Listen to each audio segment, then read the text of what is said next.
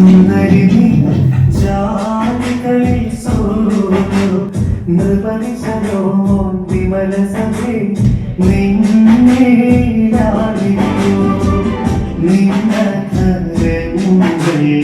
മധുവർഷിക്കുന്നു വസന സുഗന്ധം നീസാൻ കുസുമസമം സഹയേ സകലവിധം സുമുഖി നീ കരത്തിടത്തോൾ സ്ലൈവായി വന്നിപ്പതിനാൽ രാജമർഷിക ഹല്ലേലൂയ കാക്കുന്നു നിന്നെ വാഴ്ത്തുമോ.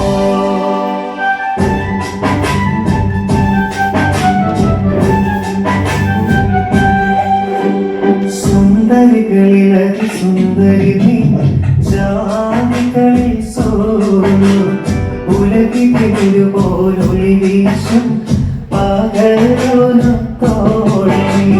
നിന്നോടെ നെറ്റിമേ ശ്രീവായി മുദ്ര പാവനവദനം സ്തുതി പാടിടുന്നു ദൈവസനം തന്റെ തമ്മി വാനവരെ കാണോ സ്തുതി പാടും നിരവും പകലും നിൻ സന്താനമേ ഹല്ലേലൂയ ഓ ഹല്ലേലൂയ. ദൈവത്തിന്റെ വിശ്വസ്ത ദാസനായിരുന്നു ജോബ്. അവൻ ഏറ്റവും നിഷ്കളങ്കനും നീതിനിഷ്ഠനുമായിരുന്നു. അവൻ 7 പുത്രന്മാരും 3 പുത്രിമാരും ഉണ്ടായിരുന്നു. പൗരസ്ത്യ ദേശത്തെ ഏറ്റവും വലിയ സമ്പന്നനായിരുന്ന അവന് 7000 ആടുകളും 3000 ഒട്ടകങ്ങളും 500 ജോടി കാളകളും 500 പെൺ കഴുതകളും എണ്ണമറ്റ ദാസന്മാരും ഉണ്ടായിരുന്നു. ദൈവം അവനെ പരീക്ഷിക്കാൻ സാത്താനെ അനുവദിക്കുന്നു.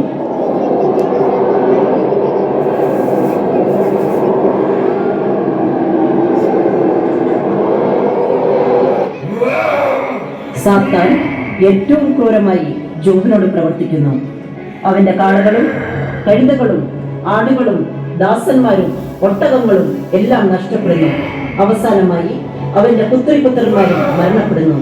സംഭവ സ്ഥലത്തു നിന്നും രക്ഷപ്പെട്ട് ഓടി വന്ന ഓരോരോ കൃത്യന്മാരാണ് ജോബിനെ ഈ വിവരങ്ങൾ അറിയിക്കുന്നത്. അഭിമാന പുരസ്കാരം ഞങ്ങൾ അവതരിപ്പിക്കുന്നു. നീതിമാനായ ജോബ്.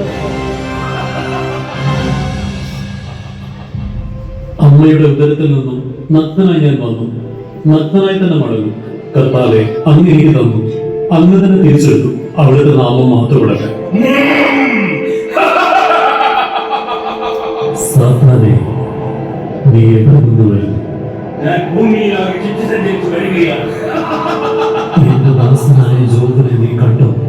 അവരെ പോലെ സത്യസന്ധനും നിഷ്കളങ്കനും ദൈവത്തെ ഭയപ്പെടുന്നവനും തിന്മയിൽ നിന്നും അകന്നു ജീവിക്കുന്നവനുമായി ഭൂമുഖത്ത് വേറെ ആരെങ്കിലും ഉണ്ടോ?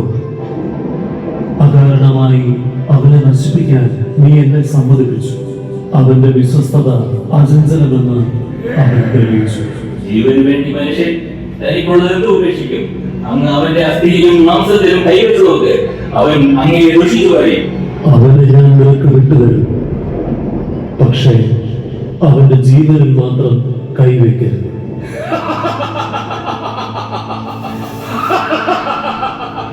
ഇനിയെങ്കിലും ആ ദൈവത്തെ തള്ളിപ്പറഞ്ഞ് സ്വയം മരിക്കാൻ നോക്ക്. ദോഷത്വം പറയാതെ ദൈവകരങ്ങളിൽ നിന്ന് നന്മ സ്വീകരിച്ച നാം തിന്മ സ്വീകരിക്കാൻ എന്തിനാണ് മടിക്കുന്നത്? ഞാൻ സംസാരിച്ചാൽ നിനക്ക് അഹിതമായി തോന്നരുത്. എനിക്ക് മൗനം അവലംബിക്കാനാവില്ല. നീ അനേകർ ഉപദേശിച്ചിട്ടുണ്ട്, പല ദുർബല കരങ്ങളെയും ശക്തിപ്പെടുത്തിയിട്ടുണ്ട്. പക്ഷേ ഇത് സംഭവിച്ചപ്പോൾ നിന്റെ ക്ഷമ നശിച്ചുപോയി. സർവശക്തന്റെ അസ്ത്രങ്ങൾ എന്നിൽ തറച്ചിരിക്കുന്നു. എന്റെ ജീവൻ അവയുടെ വിഷം പാനം ചെയ്യുന്നു. ഞാൻ ദൈവത്തോട് യാചിക്കുന്നു. എന്തുകൊണ്ടാണ് ഞാൻ അങ്ങേക്ക് ഭാരമായി തീർന്നത്? നിന്റെ പ്രചണ്ഡ ഭാഷണം ഇനി നിർത്തിക്കൂടെ? സർവശക്തൻ ന്യായം വളച്ചൊടിക്കുമോ? നിന്റെ മക്കൾ ദൈവത്തിനെതിരായി പാപം ചെയ്തിരിക്കാം.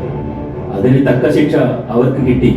അന്ധകാരത്തിന്റെയും ശൂന്യതയുടെയും ദേശത്തേക്ക് ഞാൻ ഒരിക്കലും മടങ്ങി വരാത്ത വിധം പോകുന്നതിന് മുമ്പ് എന്നെ ഏകനായി വിടുക. ഞാൻ അല്പം ആശ്വാസം കണ്ടെത്തട്ടെ. നിന്റെ അതിഭാഷണത്തിനൊരു ന്യായീകരണമൊന്നുമില്ല. നീ ചെയ്ത അകൃത്യങ്ങൾക്ക് നിന്നിൽ നിന്നും കുറച്ച് മാത്രമേ ദൈവം ഈടാക്കിയിട്ടുള്ളൂ. നീ നിന്റെ ഹൃദയത്തെ ദൈവത്തിൽ ഉറപ്പിച്ച് കരങ്ങൾ ഉയർത്തി പ്രാർത്ഥിക്കുന്നു. അപ്പോൾ നീ നിശ്ചയമായും കളങ്കരഹിതനാകും. ഞാൻ നിഷ്കളങ്കനും നീതിമാനുമാണ്. എന്നിട്ടും ഞാൻ പരിഹാസപാത്രമായി മാറി. എനിക്ക് എന്തും സംഭവിച്ചു കൊള്ളട്ടെ. നിങ്ങളുടെ ന്യായവാദങ്ങൾ കളിമൺ കട്ട പോലെ ദുർബലമാണ്. ബുദ്ധിമാനായ നീ വെറും കൊള്ളയായ വാക്കുകൾ കൊണ്ട് വാദിക്കുന്നു. നിനക്ക് ദൈവഭയം ഇല്ലാതായിരിക്കുന്നു. അകൃത്യങ്ങളാണ് നിന്റെ നാവിൽ നിന്ന് പുറപ്പെടുന്നത്. എന്റെ സ്ഥാനത്ത് നീ ആയിരുന്നെങ്കിൽ നിന്നെ പരിഹസിക്കാൻ എനിക്കാകുമായിരുന്നു. എന്നാൽ ഞാൻ അങ്ങനെ ചെയ്യുകയില്ല. സാന്ത്വന വാക്കുകൾ കൊണ്ട് നിന്റെ വേദന ലഘൂകരിക്കുമായിരുന്നു. ഞങ്ങൾ പറയുന്നു, ഭൂമിയിൽ നിന്ന് നിന്റെ സ്മരണ തന്നെ മാഞ്ഞു പോകും. സ്വജനങ്ങൾക്കിടയിൽ നിനക്ക് സന്തതികളോ പിൻഗാമികളോ ഉണ്ടായിരിക്കില്ല. നിന്റെ പാർപ്പിടങ്ങളിൽ ആരും അവശേഷിക്കുകയില്ല. ഇങ്ങനെ വാക്കുകൾ കൊണ്ട് എന്നെ വേദനിപ്പിക്കാൻ നിങ്ങൾക്ക് ലജ്ജയില്ലേ? ഞാൻ തെറ്റ് ചെയ്തെങ്കിൽ അത് എന്നോട് കൂടി ഇരുന്നോട്ടെ. ദൈവമാണ് എന്നെ പരീക്ഷിക്കുന്നതെന്ന് ഞാൻ അറിയുന്നു. എന്റെ മഹത്വം അവിടെ നുഴിഞ്ഞു മാറ്റിയിരിക്കുന്നു. എന്റെ ബന്ധുജനങ്ങൾ എന്നെ അന്യനായി കാണുന്നു. എന്റെ ദാസനോട് പോലും എനിക്ക് യാചിക്കേണ്ടി വരും. എന്റെ ഭാര്യ പോലും എന്നോട് അറപ്പ് കാട്ടും.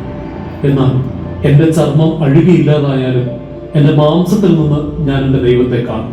അവിടുത്തെ തന്നെ ഈ കണ്ണുകൾ ദർശിക്കും. ദുഷ്ടന്മാരുടെയും അധാർമികളുടെയും ജയവേദിയും സന്തോഷങ്ങളും ക്ഷണികമാണ്.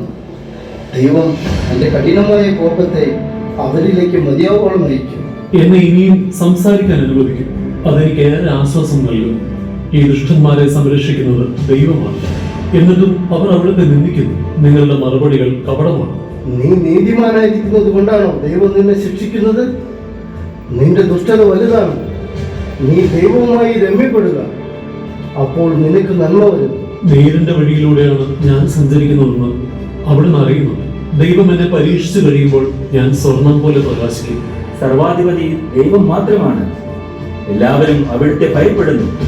സമാധാനം സ്ഥാപിക്കുന്നത് അവിടുന്നാണ്. എന്റെ സർവശക്തനെ സാക്ഷ്യപ്പെടുത്തി ഞാൻ പറയുന്നു, ദൈവത്തിന്റെ ചൈതന്യം എന്റെ നാസികയിൽ ഉള്ളിടത്തോളം കാലം എന്റെ അധരം വ്യാജം പറയുകയില്ല.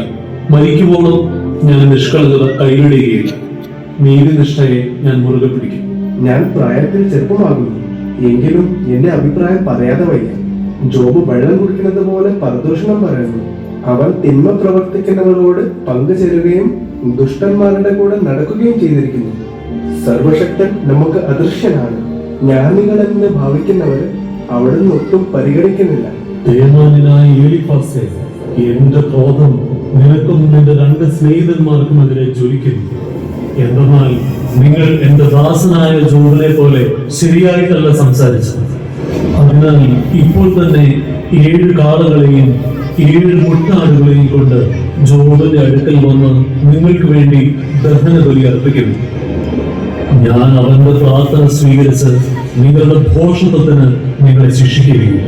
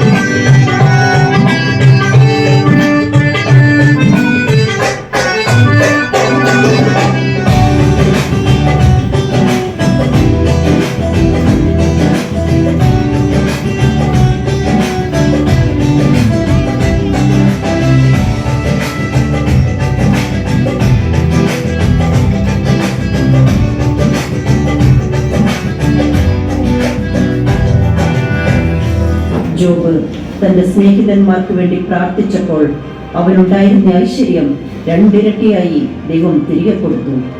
ജോബ് 140 വർഷം വരെ ജീവിക്കുകയും മക്കളും മക്കളുടെ മക്കളുമായി 4 തലമുറകൾ വരെ കാണുകയും ചെയ്തു. അങ്ങനെ ജോബ് പൂർണ്ണായുസ് പ്രാപിച്ച് വൃദ്ധനായി മരിച്ചു.